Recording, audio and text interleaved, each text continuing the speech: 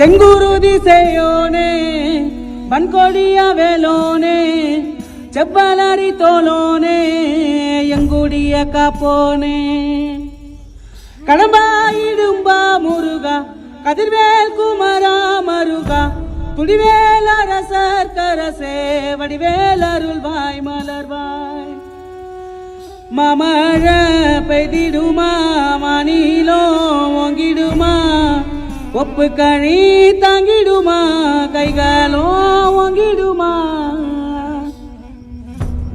மாமழ பெய்திடுமா மாநிலோ ஓங்கிடுமா ஒப்பு கோழி தாங்கிடுமா கைகளோ ஓங்கிடுமா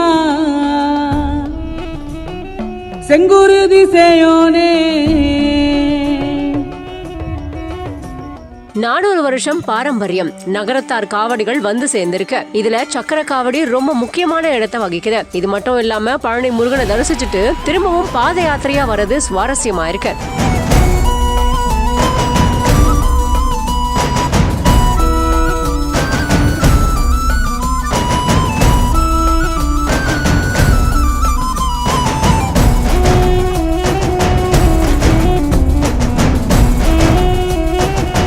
திண்டுக்கல் மாவட்டம் நத்தம் வாணியர் பஜனை மடத்துக்கு 400 வருஷம் பாரம்பரியமிக்க நகரத்தார் காவடிகள் வந்து சேர்ந்திருக்கு. 331 சக்கர காவடியோட 76 ஊர்களை சேர்ந்த ஆயிரக்கணக்கான பக்தர்களோட காவடிகள் 16ஆம் தேதி அன்னைக்கு தேவக்கோட்டை நகர பள்ளிக்கூடத்துல காவடி கட்டி வச்சு பூஜை செஞ்சதுக்கு அப்புறமா அங்கிருந்து கிளம்பி 19ஆம் தேதி குன்றக்குடியில ஒன்றிணைஞ்சு 21 நாட்கள் பயணமா புறப்பட்டு நத்தம் வாணியர் பஜனை மடத்துக்கு வந்தடைஞ்சிருக்கு. அதுக்கப்புறமா பானக பூஜை நடந்திருக்கு. பக்தர்கள் முன்னிலையில காவடி சிந்து பாடப்பட்டிருக்கு. இப்படி மாரியம்மன் கோவில் தெரு, பெரிய கடை வீதி, பேருந்து நிலையம், மீனாட்சிபுரம் உள்ளிட்ட நகரோட முக்கிய பாதைகள் வழியா பழனியை நோக்கி தங்களோட யாத்திரையை தொடங்கியிருக்காங்க. அப்போ வழிநெடுகிலும் பக்தர்கள் பொதுமக்கள் காவடியை வரவேற்று ஆசியும் வாங்கியிருக்காங்க. தொடர்ந்து காவடி பழனியை நோக்கி புறப்பட்டிருக்கு. காவடி ஆட்டத்தோட பக்தர்கள் பழனியை நோக்கி புறப்பட்டிருக்காங்க. சக்கர காவடியோட புறப்பட்ட இந்த மக்கள் தங்களோட நேர்த்தி கடனை செலுத்துறதுக்காக நத்தம் வழியா பழனியை நோக்கி தங்களோட பாத யாத்திரை பயணத்தை தொடங்கியிருக்காங்க. நெற்குப்பை, கண்டனூர், காரைக்குடி, அரண்மனை பொங்கல் உள்ளிட்ட நகரத்தார்கள் கடந்த 400 வருஷங்களா இந்த சக்கர காவடிகளை